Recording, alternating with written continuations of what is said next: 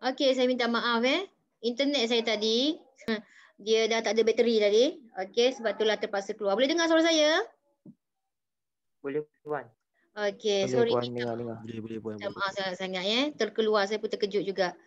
Okey, saya teruskan sikit je lagi. Baik. Okey.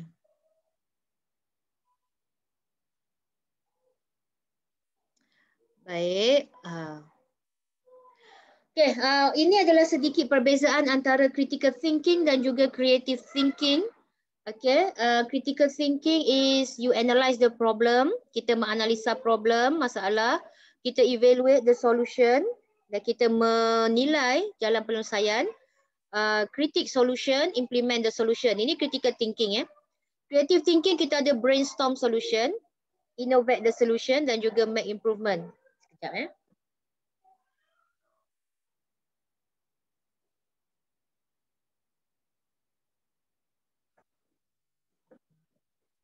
Okey, maaflah ceria sikit rumah saya 5 orang anak kan macam-macam bunyi awak boleh dengar lah. Okey, jadi apa yang kita nampak kat sini ialah jambatan Jambatan antara critical thinking dan juga creative thinking. Critical thinking analyze the problem. Mula-mula awak analisa masalah yang ada dengan critical thinking. Kemudian awak menggunakan creative thinking untuk brainstorm the solution. Awak cuba mencari penyelesaian. Daripada pencarian penyelesaian tadi, awak menilai penyelesaian-penyelesaian yang ada dan memilih satu jalan penyelesaian. Kemudian awak menginovasi jalan penyelesaian itu, maksudnya awak membina jalan penyelesaian itu dengan creative thinking. Dan ia kembali kepada kritis di mana awak kritik balik solution-solution yang awak dah pilih tu. Awak tengok balik refleks, menjadi ke tidak perancangan ini, menjadi ke tidak inovasi ini, apa produk yang dihasilkan, adakah produk yang terbaik. Kemudian awak kembali kepada kreatif untuk make improvement, untuk membuat penambahbaikan. Last kali baru awak implement the solution menggunakan critical thinking. Itu yang dikatakan tadi, untuk orang yang berfikir, awak kena ada jambatan antara critical thinking dan juga creative thinking. Jambatan tu penting. Jadi jangan kata bila awak seorang yang kreatif, awak meninggalkan kritis. Tidak. Kalau seboleh-bolehnya jana dua-dua sekali. Tetapi yang mana awak lebih cenderung, itulah yang awak perkuatkan dari segi kecenderungan. Tapi nak kata ini adalah proses berfikir untuk orang yang luar biasa. Orang luar biasa dia menjambatankan critical thinking dan creative thinking. Tetapi orang yang biasa-biasa, dia tak mampu buat benda ni. Saya tunjuk kat awak gambar ni sebab petang kan. Petang jadi mungkin lagi cari air teh, cicah, teh apa tu? Biskut cicah teh. Sekut. Panggil sekut banyak sangat inovasi sekut ni untuk biskut Oreo. Dia susun Oreo tepi ni kan. Dengan susu. Ni untuk letak biskut.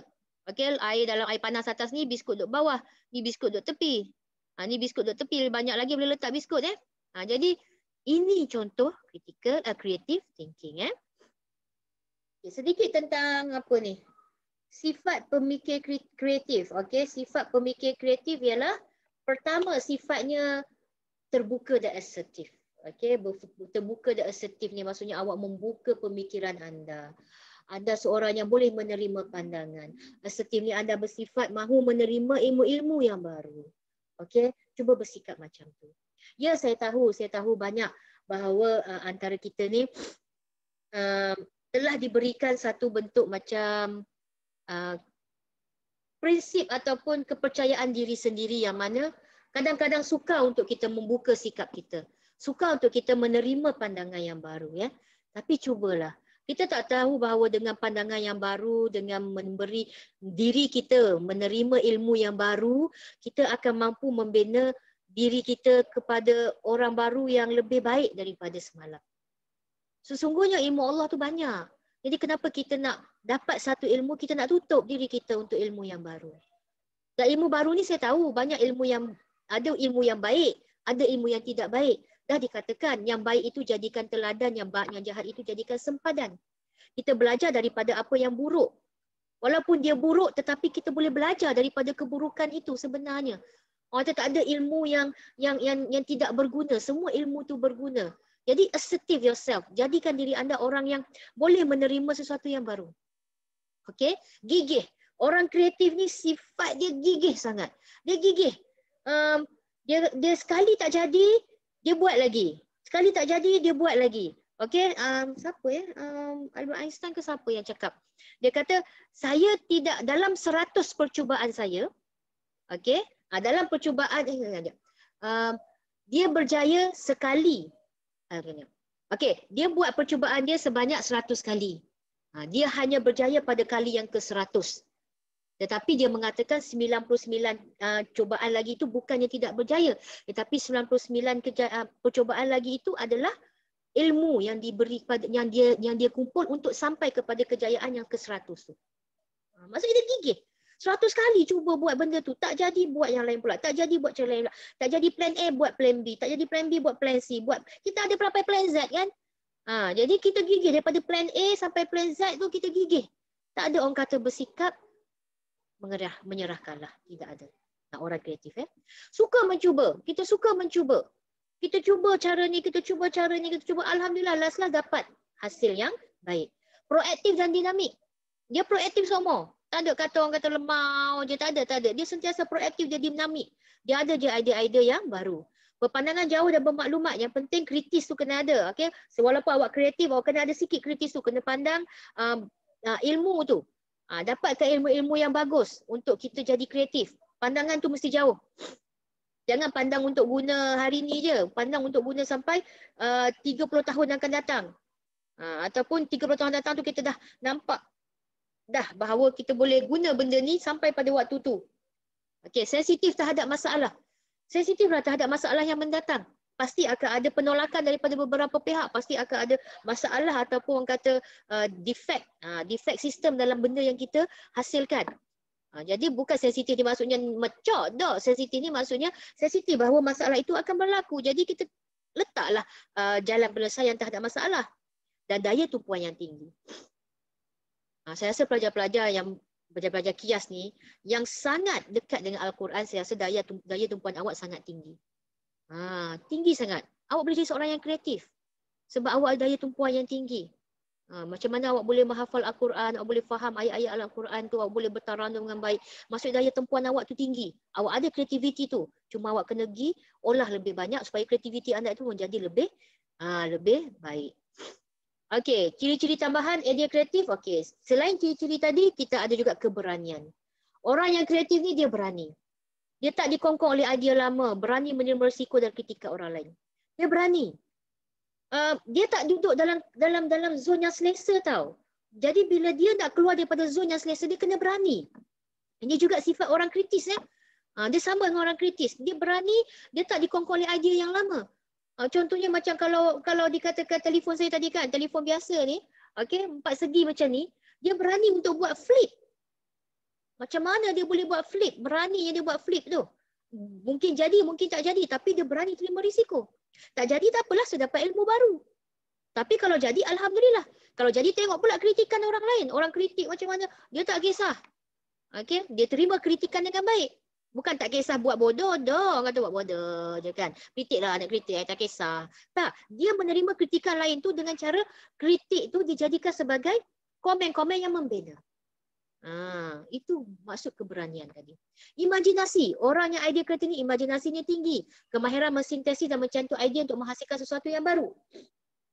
Tinggi imajinasi dia, tinggi. Awak tak boleh terfikir seperti dia kadang-kadang. Kan? Awak tengok gambar ni.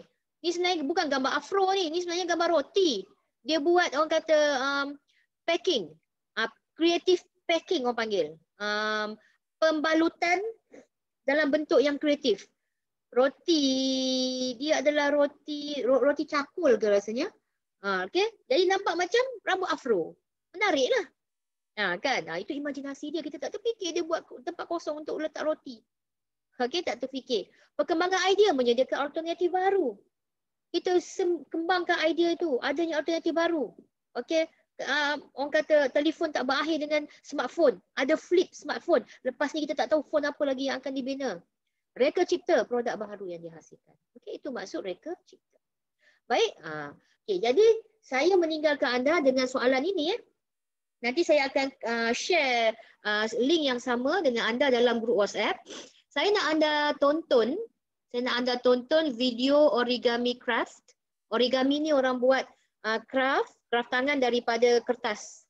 Okey, ataupun bukan kertas ke atau benda lain lah dia guna untuk origami. Biasanya kertas lah. Okey, anda perlu menyiapkan 2 daripada origami yang ditunjukkan dalam video. Okey, 2 daripada origami yang ditunjukkan dalam video. Ambil gambar origami yang dah siap. Anda buat. Okey, dah hantar dalam grup kita sebelum hari Khamis esok. Alah, sekejap je buat, tak susah pun. Okey, jadi kreatif sekejap je. Ambil masa tutorial anda. Ada 1 jam lagi untuk tutorial sebenarnya. Mungkin dah lepas lah, boleh kata, alah puan dah lepas lah kami hari Isnin, hari Ahad. Tak kisah, awak ambil je 1 jam lain untuk ganti tutorial tu.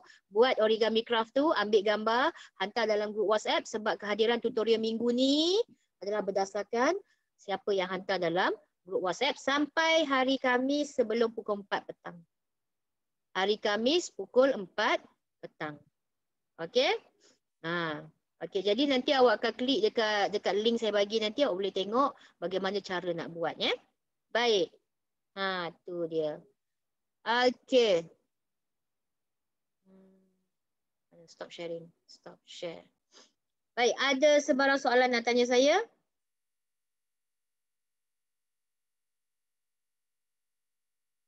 Ada sebarang soalan? Tak ada. Tak ada. Tak ada. Tak ada. Jangan tidur. Takut tak ada tu. Kalau tak ada tu mengunyah biskut. Kicah air panas tak apa lagi. Tengok saya ni. Tapi kalau yang tengok saya tu tapi kata bukan tengok. Tidur ke. Tu payahlah sikit. Tak apalah nak buat macam mana kan. Awak berada di belakang kamera. Saya tak nampak awak. Tak apalah. Okay, jadi saya harap anda boleh menyiapkan kerja anda itu untuk minggu yang ke-7 ini. Dan saya ucapkan selamat bercuti lah. Selamat bercuti selama 1 minggu dan kita kembali pada minggu ke-8 untuk kuis. Minggu ke-9 mungkin kita bincang sikit lagi tentang kreatif. Sebelum kita masuk minggu yang ke-10, anda akan bermula dengan pembentangan anda. Ingat ya, pembentangan secara berkumpulan tetapi markah adalah individu. Tolong pastikan ia berjalan dengan smooth, lancar. Siapa yang ambil turn pertama, kedua, ketiga, keempat ke, pastikan anda bincang semua benda tu. Jangan nanti bila nak present barulah nak kalut-kalut. Okay, presentation anda boleh nak guna Zoom atau nak guna Google Meet. Kumpulan yang present akan bagi link. Kita masuk je. Jadi kumpulan present akan jadi host untuk presentation. Awak invite, hantar link. Bukan kerja Husni dah untuk presentation nanti. Presentation minggu ke-10. Minggu ke-8, minggu ke-9 kita masih lagi akan saya hantar Zoom lah sebab saya selesa guna Zoom, dia ada recording. Okey, Google Meet tak ada recording, payah Okey, jadi itu saja daripada saya. Sesungguhnya baik itu daripada Allah SWT. Alhamdulillah saya boleh kongsi dengan awak apa yang saya boleh kongsi.